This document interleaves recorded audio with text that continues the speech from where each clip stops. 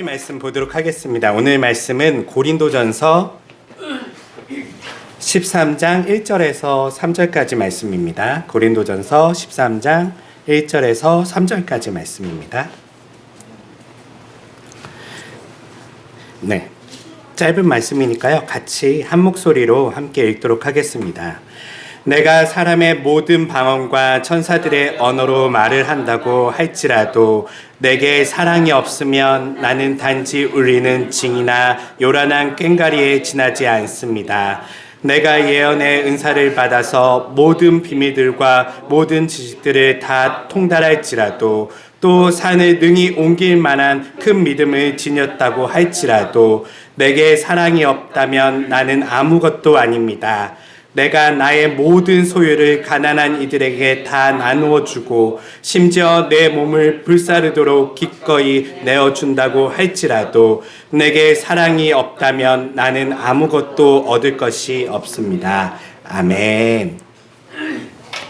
오늘 말씀은 더 큰 은사라는 말씀으로 하나님 말씀 함께 나누도록 하겠습니다. 지난주 제가 같이 읽지는 못했지만 여러분들 함께 모여서 12장 같이 읽었을 거예요. 12장 말씀을 보면 사도 바울이 은사에 대한 이야기를 해요. 그리고 그 은사와 교회에 대한 이야기를 해요. 그리스도의 몸에 대한 이야기, 그리고 맨 마지막에는 기억나실지 모르겠지만 그들에게 한 가지를 당부하죠.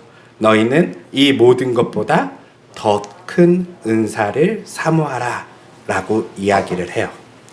그래서 여러분들에게 제가 세 가지 질문을 드렸을 거예요. 하나는 바울은 왜 고린도 교회 성도들에게 은사를 소개하고 있을까?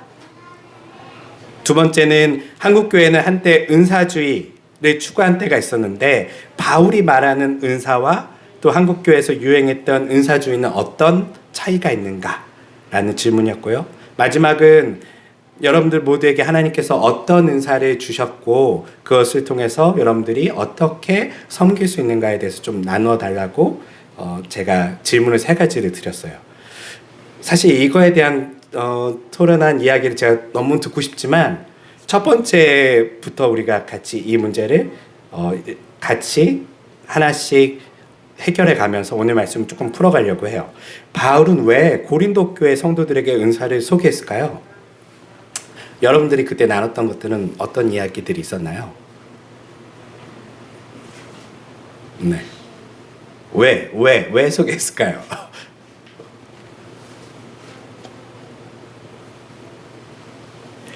먼저는 우리가 쭉 아마 굉장히 오랜 시간 보았지만 고린도 교회의 특징이 있었어요. 고린도 교회 하면 어떤 교회라고 우리가 정의할 수 있다고 그랬죠? 우선은 고린도 교회는 지금까지 인류 역사상 이보다 더 좋은 선생님들이 있었던 교회가 없을 정도로 굉장히 좋은 선생님들이 있었어요. 그래서 그들은 지식, 특별히 성경에 대한 지식이나 그거에 대한 어떤 예수님에 대한 말씀이나 이런 거에 대해서 아주 높은 지식을 가지고 있었어요. 두 번째는 그 교회는 항구 도시에 있었어요. 당시에 가장 번성했던 도시이기 때문에 그곳에서 성도들은 대부분 부유하게 살았었어요.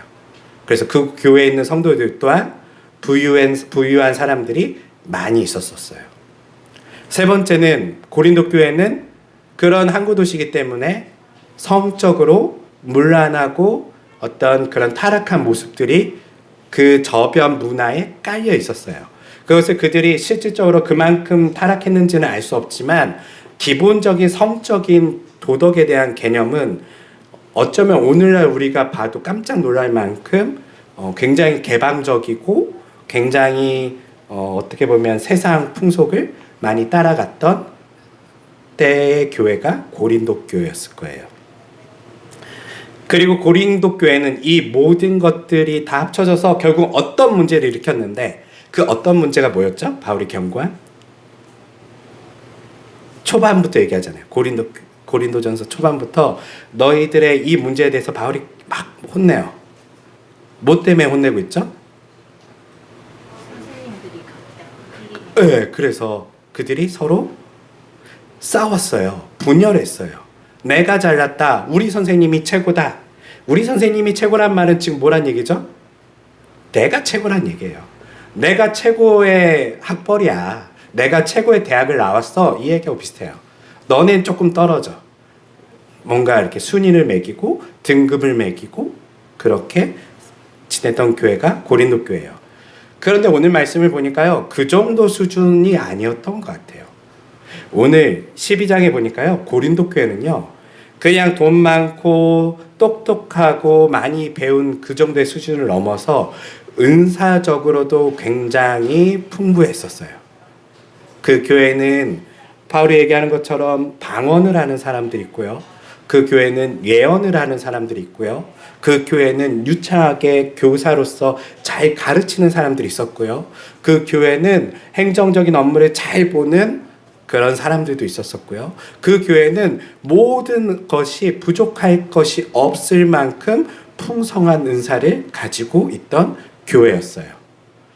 그런데 그 교회가 어떻게 됐다고요? 분열했어요.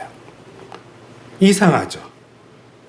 사실 우리가 기도하는 것은 우리 교회에 이런 은사를 주세요. 이런 것을 주세요. 우리 다 대부분 사실은 고린도 교회가 가지고 있는 것을 구한단 말이에요. 우리 교회가 재정적으로 좀 더 풍성했으면, 우리 교회가 더 다양한 사람들이 은사를 가지고 섬길 수 있었으면, 우리 교회가 조금 더 많은 좋은 설교를 듣고 좋은 강의를 들으면서 지적으로 성장했으면, 사실 우리가 이거 다 원하지 않으신가요? 모든 교회가 사실 목표로 하는 그것이 바로 이것은 아닌가요?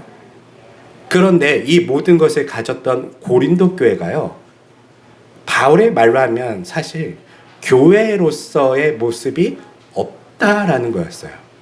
그들은 그리스도의 몸에 붙어 있으면서 그리스도의 몸으로서 각 지체가 연결돼서 섬기고 그리스도께 순종해야 되는데, 지금 다들 각각의 사람들이 머리가 되려고 하고 있고, 교회로서의 모습이 아닌 마치 세상에서 누가 더 잘났느냐를 보여주듯이 거기서도 그들이 그렇게 서로 싸우고 있었다는 것이죠. 그래서 바울은요, 이 모든 은사를 소개하고 이 은사에 대해서도 이 다양한 은사는 결국은 그리스도의 몸을 섬기는 데에 쓰여야 한다라는 것을 강조하면서 가장 그들에게 중요한 은사가 너희들에게 없다는 것을 본문에서 보여줘요. 그리고 그 은사를 뭐라고 얘기냐면 더 큰 은사라고 얘기해요. 너희들이 다 가진 것 같지만 더 큰 게 있어. 너희가 가지지 못한 가장 큰 은사가 있어. 이것이 없어서 결국은 너희들은 교회를 제대로 구성하지 못한 거야. 이루지 못한 거야. 라고 얘기하고 있죠. 그리고 이 더 큰 은사를 13장에 들어오면서 이제 소개하고 있어요. 그 은사가 뭐죠? 사랑이에요. 사랑. 예, 사랑이에요. 바울은 사랑 이제 13장을 우리가 고린도전서 13장을 사랑장이라고 표현하는데요. 이 사랑장에 대해서 우리가 조금 지금까지 우리가 고린도전서를 읽은 것보다 조금 더 느린 템포로 좀 더 살펴볼 거예요. 왜냐하면 실제로 바울이 고린도전서에서 가장 하고 싶은 얘기가 이거였거든요. 너희들에게 모든 게 있고 모든 문화적인 거, 모든 다양한 문제들이 다 있지만 이게 하나 없어. 이게 바로 너희들에게 사랑이야 라고 하면서 사랑을 소개하고 있어요. 자, 첫 번째, 오늘 사랑에 대한 이야기의 서론을 조금 읽어보려고 해요. 오늘 말씀을 보니까 바울이 뭐라고 얘기하냐면, 내가 사람의 모든 방언과 천사들의 언어로 말을 한다고 할지라도 내게 사랑이 없으면 나는 단지 울리는 징이요 요란한 꽹과리에 지나지 않습니다 라고 이야기하고 있어요. 지금 앞서 보니까 뭘 얘기하냐면 그들이 뭘 하고 있다고요? 방언을 하고 있어요. 그리고 또 천사들의 언어를 말하고 있대요. 자, 여기서 방언은 뭘까요? 방언. 여러분, 방언이 뭘까요? 방언. 여기서 두 가지를 지금 따로 얘기하고 있어요. 방언과 천사들의 말. 예. 이 부분을 우리가 조금 알 필요가 있어요. 뭐냐면 방언이라고 성경에서 우선 얘기했을 때 이 방언은요, 처음 사도행전에 보면 초대교회가 처음 시작될 때 성령께서 강림하실 때에 일어났던 바로 그 사건을 이야기해요. 방언은 말 그대로 다른 나라 말이에요. 예, 다른 지역 말이에요. 여기 목포는 무슨 방언을 쓰고 있죠? 전라도 방언을 쓰고 있어요. 예, 다른 나라 말, 다른 지역의 말을 하는 것이 방언이에요. 처음 사도행전에 보면요, 예수님께서 승천하신 이후에 예수님께서 뭐라 말씀하시냐면 너희는 성령을 기다리라 라고 얘기를 해요. 그리고 120명의 사람들이 마가의 다락방에 모여서 성령을 기다리면서 기도하기 시작했어요. 그런데 어느 날 갑자기 기도하던 중에 알 수 없는 불의 혀와 같은, 불의 혀가 뭐죠? 모닥불 피우면 불이 이렇게 갈라지잖아요. 탁 터지면서. 그걸 불의 혀라고 해요. 뭔가 알 수 없는, 뭔가 이렇게 쫙 뻗어가면서 불의 혀와 같은 그것이 그 모인 성도들의 머리 위에 임하였대요. 이걸 통해서 우리가 조금 알 수 있는 건 이 현상은요, 그냥 느낌이 아니에요. 지금 시각적인 어떤 특별한 현상으로서 일어난 사건이에요. 그리고 이 불의 같은 혀 같은 그 성령께서 그들에게 임하시자 그들이 다른 나라 말을 하기 시작했어요.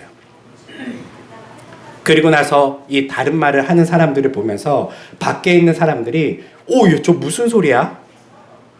이상한 소리들이 막 들려요. 그러면서 어떤 사람들은 저 사람들 술 취했나 보다 말하는 사람들이 있고, 또 어떤 사람들은 그 말을 들으면서 저거 우리 고향에서 들었던 외국말인데, 왜냐면 이 사람들이 지금 다 다른 나라에 살다 왔잖아요.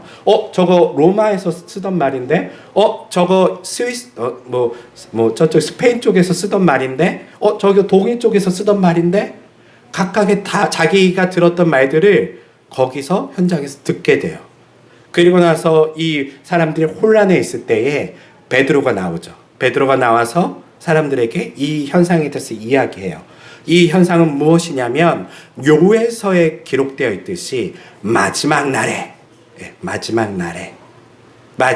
일어나는 현상으로서 이제 하나님 나라가 즉 종말이 시작되었음을 알리는 신호라고 얘기를 해요.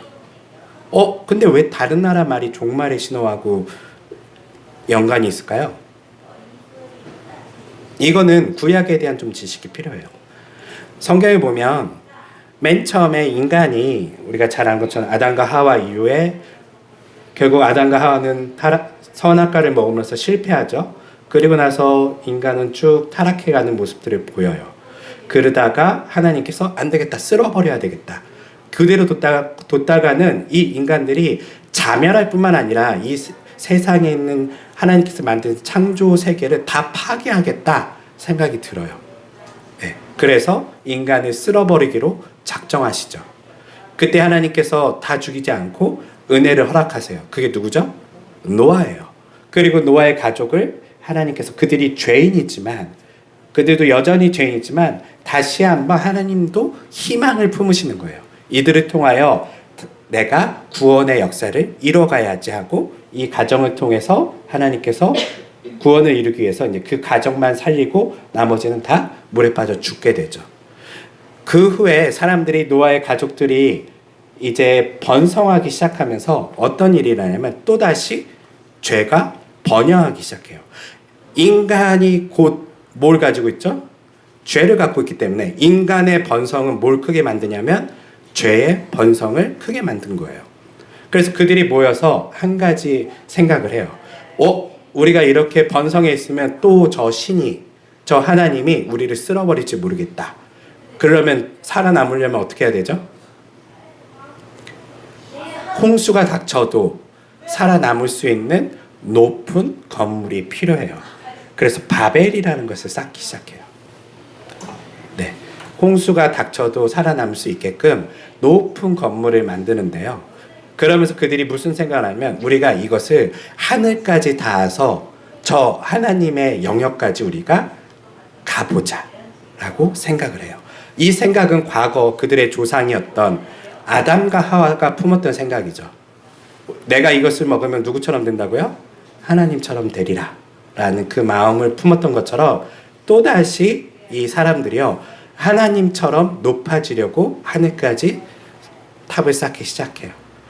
그때 하나님께서 그들을 흩어버리시는데 어떻게 흩어버리시죠? 언어를 혼란시켜요. 이 바벨이란 말이 바로 혼란하다라는 뜻이에요. 언어가 혼잡해져요. 그러면서 이제 사람들이 서로 협력하지 못하고 이제 자신의 언어에 맞게끔 민족들이 흩어지는 모습들을 성경에서 보여주고 있죠. 다른 말로 하면요, 이제 이 언어는 죄로 인해서 다 흩어져 버린 거예요. 그런데 지금 마지막 날에 어떤 현상을 지금 보여주냐면 언어가 지금 통합되기 시작해요. 그리고 하나님께서 이 언어들을요 연결하기 시작해요. 그러면서 이 바벨의 언어와 이것을 같이 교차시키면서 이제 과거에는 혼잡해졌던 그 언어가 성령이 임하시면서 이제는 한 장소에서 같이 들리기 시작하는 사건이 일어나게 되죠. 그리고 이 사건은 예수님께서 명령하신 너희는 가서 모든 민족들에게 천국 복음을 전하라는 그 말씀을 실천할 수 있는 이제 민족을 향한 언어가 그들에게 주어지기 시작한 거예요. 그러면서 우리가 잘 아는 선교, 해외 선교, 타 민족에게 언어가 다른 민족에게 선교할 수 있는 능력을 하나님께서 그들에게 주신 것이죠. 그런데 오늘 보니까 이 방언은 아까 얘기한 그 다른 나라 말, 그 사건을 유사하게 하는 말 그대로 초대교회, 예루살렘 교회에 있었던 특별한 그 일이 어디에도 지금 생겨났다고요? 고린도 교회에도 생겨났대요. 네. 그러면 고린도 교회는 지금 성령 충만한 교회예요? 아니에요? 네, 성령의 은사가 지금 우리가 아는 어떤 이성적인 은사뿐만 아니라 신비적인 은사도 지금 일어나고 있는 교회이기도 해요. 그리고 종말에 모든 민족에게 복음을 전할 수 있는 그러한 능력이 주어진 교회이기도 해요. 그런데 그 옆에 뭐라고 써있냐면 천사들의 말이라고 쓰여 있어요. 이 천사들의 말은 뭘까요? 네. 네. 사실은 우리가 흔히 한국 교회에서 많이 과거에 은사주의 때 얘기했었던 방언은 여기에 더 가까워요. 그러니까 다른 나라 말 아니잖아요. 여러분들 뭐 영어로 방언하는 사람 보셨어요? 직접요? 막 중국어 하거나 보신 적 없으시죠? 네. 왜 지금은 그런 거 안 주실까요? 주세요. 네. 주시기도 하겠죠. 그런데 이때 초대교회처럼 이게 보편적이지 않잖아요. 오히려 우리 아는 샬라가 더 많죠. 왜일까요? 예? 여러 가지 이유가 있겠지만요. 은사는 뭐에 따라 준다고요? 필요에 따라 주는 거예요. 그런데 방언의 은사가 지금 필요할까요? 다른 나라 언어로 말하는 것이 지금 하나님의 특별한 능력으로 그 사람에게 주어져야 할 상황일까요? 아니에요. 여러분들은 이제 다른 나라 말로 복음을 전하려고 마음 먹으시면 공부하시면 돼요. 외국어 학원에 끊으시면 돼요. 그리고 일정 한 6개월 이상만 공부하시면 어느 정도 복음을 전할 수 있을 만큼 언어를 배울 수 있어요. 성령의 은사가 이제 우리가 이건 좀 번외에 대한 이야기지만 과거에는 막 치유하는 일들도 많이 일어나고 과거에는 아까 본 것처럼 막 방언에 대한 다른 나라 말을 하는 일도 일어나고 과거에는 심지어 죽은 사람도 살아나는 일들이 일어나요. 그런데 왜 오늘날에는 이런 일들이 많이 일어나지 않을까요? 우리가 똑똑해서요? 아니요. 아까 얘기했지. 은사는 왜 주어진다고 얘기했죠? 필요에 따라. 병원이 있는 곳에 치유의 은사가 꼭 필요할까요? 필요 없을 수 있어요. 다른 말로 하면요. 이 은사는요. 이제 누구에게 주어질까요? 의사에게 주어져요. 누군가를 치료할 수 있는 능력은요. 이제 의사에게 하나님께서 주시고요. 다른 나라 말로 복음을 전할 수 있는 능력은 누구에게 주어질까요? 외국어를 공부하고 있는 그 사람에게 주어지는 거예요. 필요에 따라서. 물론 오늘날에도 불치병이 치료되는 일들이 있어요. 예. 그런데 그런 일들은 아주 극소수고요. 요즘은 다 하나님께서 누굴 통해서 일하신다고요? 이 필요한 것들을 쓰고 있는 사람들에게 그 은사를 허락하시죠. 그럼 우리가 조금 달리 볼 필요가 있어요. 우리가 치유의 은사를 달라고 기도할 필요가 있습니까? 없습니까? 예. 있죠. 그럼 누구에게? 그렇죠. 여러분들이 담당하는 의사에게. 예. 이해가 되시죠? 그런데 한국교회의 많은 은사주의 문제점들은 무엇이었냐면요. 실제 그 은사가 필요한 자를 위해서 기도하기보다는 우리는 전혀 그것을 필요하지 않는 사람들에게 그 은사를 달라고 기도할 때가 많았어요. 목사에게 치료의 은사가 필요할까요? 현재로서요? 예, 여러분들에게 의료적인 혜택이 없는 지역이라면 저에게 필요할 수 있어요. 제가 기도할 때마다 여러분들이 나오면 놀라운 일들이 일어날 수도 있겠죠. 그렇지만 지금은 하나님께서는요, 은사는 기적이 아니에요.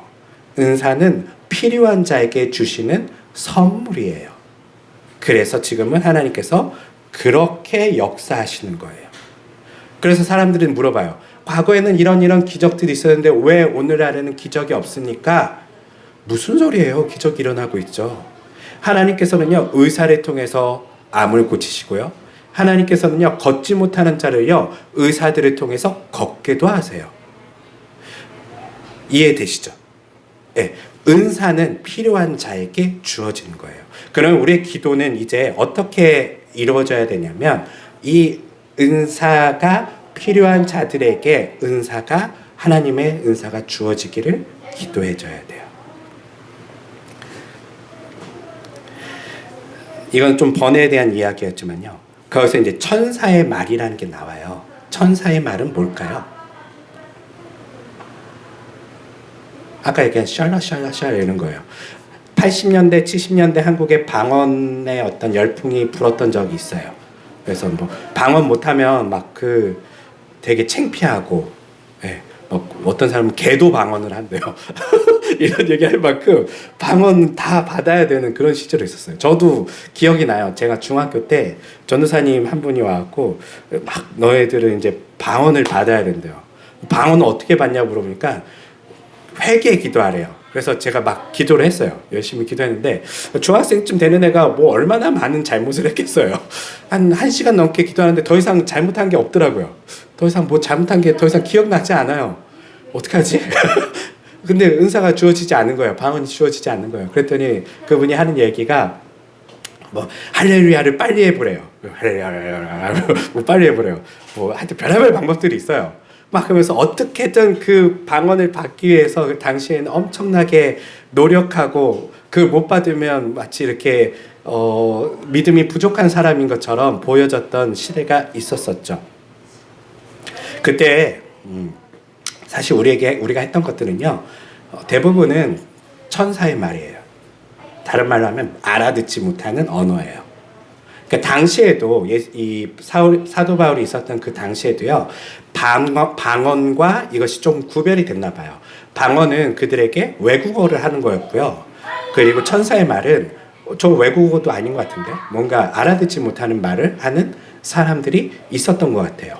그런데 이 천사의 말을 하는 사람들은 방언을 하는 사람보다 자신이 더 나은 사람이라고 생각을 했던 것 같아요. 왜냐하면 이 언어는 알아듣지 못하니까 다른 말로 하면 영적인 언어라고 그들은 생각한 거예요. 그래서 이 은사에도 그들은요, 어떤 그 위계를 두고 무엇이 더 높은 은사이고 더 낮은 은사가 있고 높은 은사가 있고 그런 식으로 그들이 은사의 등급을 매기기 시작했었어요. 그런 것을 잘 알고 있었던 바울은 그들에게 더 너네 그렇게 높은 은사를 추구하지 최고의 은사, 더 높은 은사가 뭐라고요? 사랑이라고 소개하면서 너희가 하고 있는 방언과 알아듣지 못하는 그 영적인 언어라 말하는 천사의 말을 한다 할지라도 뭐가 없으면, 사랑이 없으면 우리는 악기 소리, 소음과 같다라고 얘기를 하고 있어요. 네. 사랑하는 성도 여러분, 여러분들의 은사는요, 항상 이것이 있어야지만 의미가 있어요. 바울이 말한 것처럼 뭐라고요? 사랑이에요. 참 고린도 교회는 한국 교회를 아주 잘 닮아 있어요. 우리는 사실 여기 속에 나온 거 다 우리 있었어요. 방언과 천사의 말과 또 어떤 게 있죠? 네, 예언. 예언은 뭘까요? 미래를 얘기하는 거죠. 네. 이것을 예언이라고 얘기해요. 실제 성경에서 대부분의 예언은 미래를 얘기하기보다는 하나님 말씀을 풀어서 이야기하는 것을 예언이라고 얘기를 해요. 예언자들 하면 말씀을 풀어서 그들에게 이해할 수 있게끔 그들의 언어로 알려주는 사람들. 지금으로 치면 예언자들은 누굴까요? 저 같은 이제 목사 같은 사람들이에요. 하나님 말씀을 잘 풀어서 여러분들이 앞으로 어떻게 살아야 될지를 이야기해 주고 있는 거죠. 그리고 모든 비밀들과 모든 지식들을 다 통달할지라도 말 그대로 많은 것들을 그들이 이제 이해하고 좋은 선생님께 배웠고 그들이 많은 철학 사상을 알고 있어요. 모든 것을 통달했어요. 그런데 이런 지식도 뭐가 없으면 필요 없다고요? 사랑이 없으면 필요가 없대요. 이거 볼 때마다 저는 우리의 모습이 떠올라요. 우리 한국교회만큼 박사가 많은 교회가 없어요. 전 세계 한국교회만큼 목사님들이 박사학위를 많이 가지고 있는 교회도 없어요. 또 성도들도 우리가 어떤 사람들입니까? 대한민국은 대학 진학률이 80% 이루는 엄청난 많이 배운 사람들이 다 모여 있어요. 그리고 다 똑똑한 사람들이 이곳에 모여 있죠. 학구에도 굉장히 강하고요. 성경 공부도 많이 했어요. 심지어 어떤 분들은 성경을 막 10번 이상 통독했대요. 이렇게 이야기하는 분들이 있어요.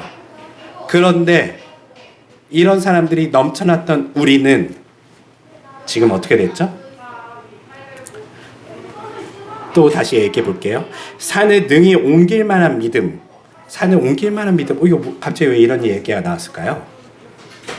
그럼 믿음이 크다라고 하면 되는데 왜 산을 옮길 만한 믿음이라고 얘기하죠? 이 말씀은 예수님께서 말씀하셨던 것을 인용한 거예요. 예수님께서 마태복음에 보면 그들에게 뭐라 얘기하냐면 너희들에게 겨자씨 하나일 만한 믿음이 있다면 이 산을 들어 저기로 옮기라 하면 어떻게 된다고요? 옮겨질 거래요. 얼마나 믿음이요? 겨자씨 하나일 만한 믿음만 있어도. 그런데 그들에게 지금 그런 믿음이 있어요, 없어요? 있어요. 엄청난 믿음을 가지고 있대요. 산을 옮길 만한 믿음, 그 겨자씨만한 믿음이 사실은 사람들에게 없었는데 이들은 그만큼 믿음도 자신들이 가졌다라고 자랑할 만큼 대단한 사람들이었죠. 이것도 누군가를 얘기하는 것 같아요. 우리들의 모습이죠. 마지막 보면 나의 모든 소유를 가난한 이들에게 나눠주고 심지어는 몸을 불사르게 내어준대요. 와, 이보다 더 큰 사랑이 어디 있어요? 내 소유를 다 팔아서 누구에게 나눠주냐면 가난한 이들에게 나눠줬대요. 그리고 내 몸을 불사르게끔 어디에 헌신한 거예요. 희생한 거예요. 그런데 여기에 뭐가 없다고요? 사랑이 없대요. 저는 이 말씀을 보면서 어쩌면 우리가 다 갖고 싶어 했던 그 모든 것이 다 가졌는데 그들에게 이것이 없어서 결국은 책만 받고 있구나. 그들이 이것이 없어서 결국은 실패하였구나 라는 것을 우리가 알게 돼요. 그런데 참 재밌는 것은 우리들의 특별히 저는 다른 나라 교회는 잘 몰라요. 우리 한국 교회의 모습이 이것과 아주 유사해요. 우리는 아까 얘기했듯이 은사적으로 충만했었어요. 은사를 사모하고 방언하는 사람들이 개도 방언을 할 만큼 넘쳐났던 시대가 있었었고요. 뿐만 아니라 많이 배웠어요. 많은 목사들을 배출했고 많은 신학교에 많은 지식들을 많은 교수들을 배출했지만 우리는 교회다워지지 못했어요. 왜일까요? 바로 얘기했듯이 사랑이 없어서 그렇죠. 마지막으로 보면 소유를 가난인들에게 나눠줬대요. 사실 우리가 조금 억울한 측면이 있어요.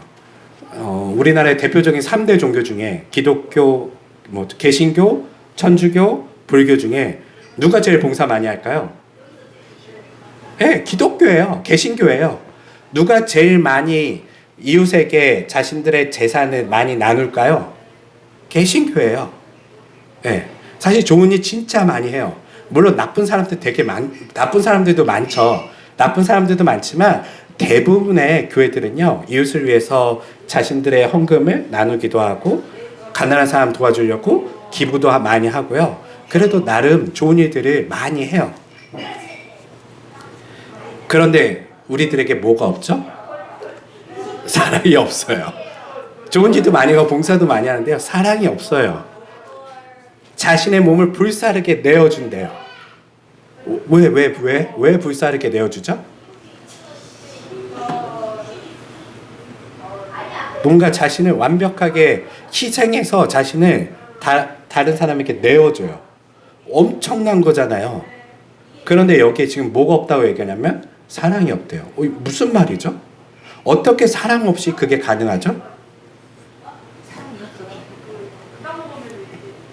나는 봐도 그럴 것 같은데. 네, 맞아요. 사실 사랑이 없어도요, 자신을 증명하기 위해서 그런 행동을 할 수 있어요.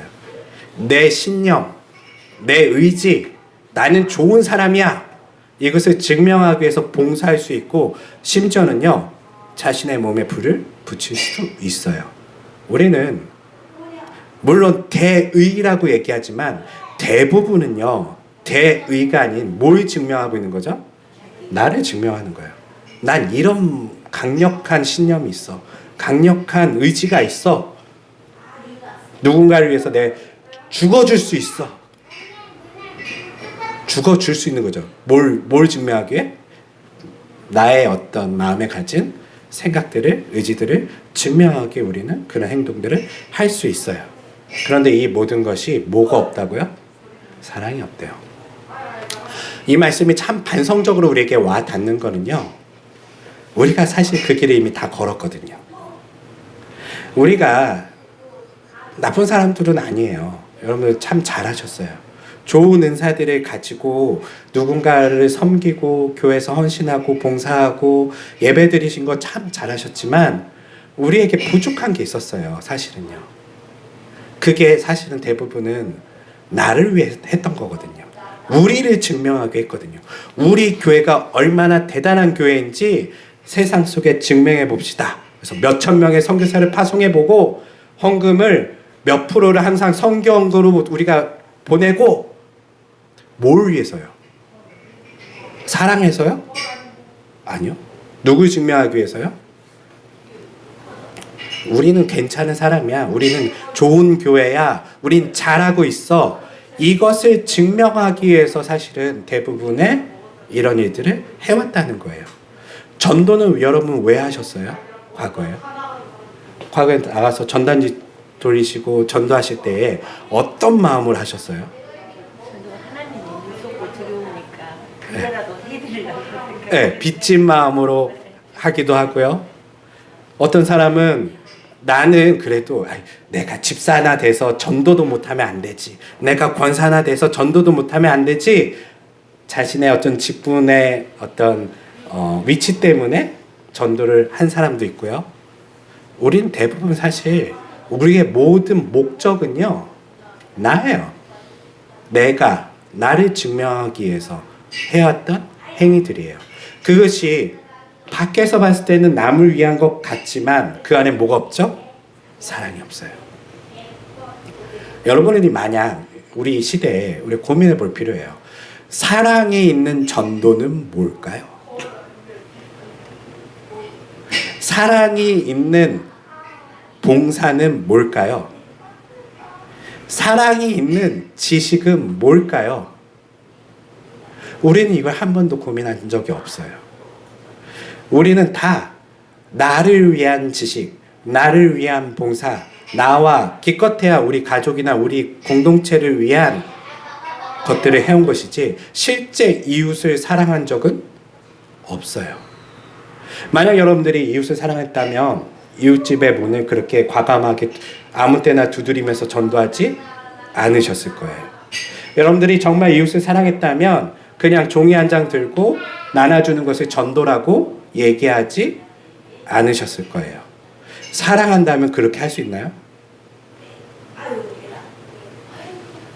여러분이 가장 사랑하는 사람에게 예수님을 전하기 위해서 여러분들이 할 수 있는 게 길에 나가서 종이를 돌리는 겁니까?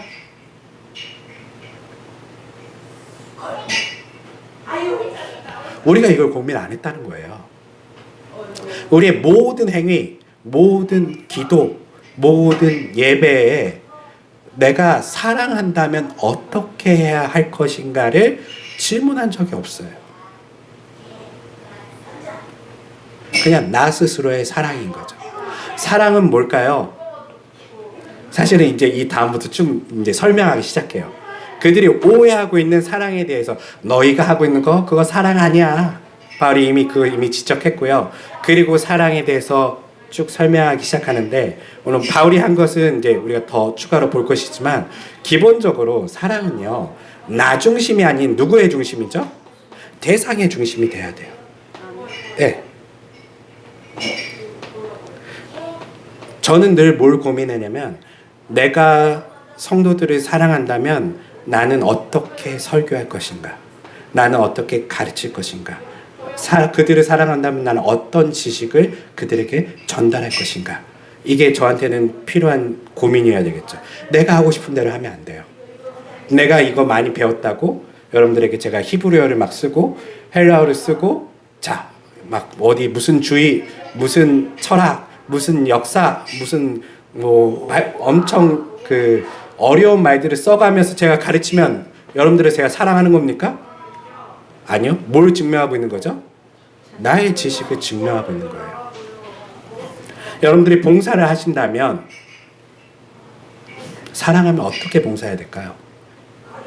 만약에 안내를 하더라도 사랑하면 어떻게 안내를 해야 될까요? 우리가 누군가를 픽업해서 교회로 데리고 온다 할지라도 사랑하면 어떻게 그를 데리고 와야 될까요? 우리가 같이 식사를 한다고 합시다.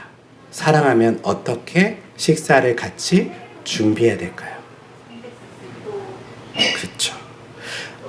이거에 대한 고민을 우리는 사실 한 적이 없어요. 우리는 항상 효율성, 어떤 게 편한 것인지, 어떤 게 누가 편한 거요? 네, 내가 어떻게 하면 편할 수 있는지, 그리고 절대 목적의 사랑이 아니라는 것이 사실은 증명되었어요. 그래서 한국교회는 지금 어떻게 되었죠? 이웃에게 외면받고 있어요.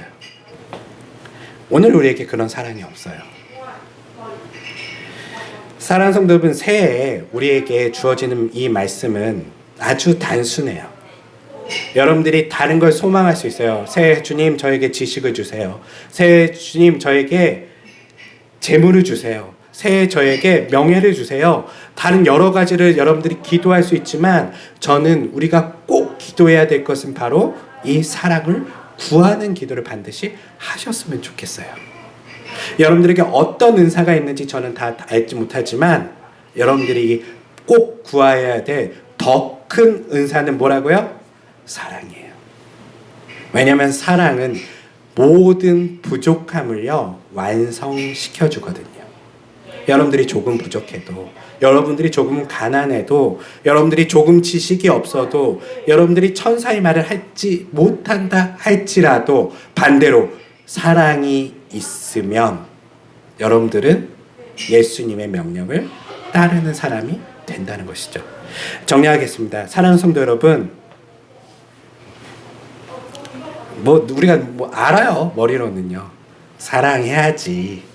네. 하지만 올해 여러분들이 이것을 아는 것이 아니라 좀 더 구하셨으면 좋을 것 같아요. 주님, 저 새해에 제가 더 사랑하게 해주세요.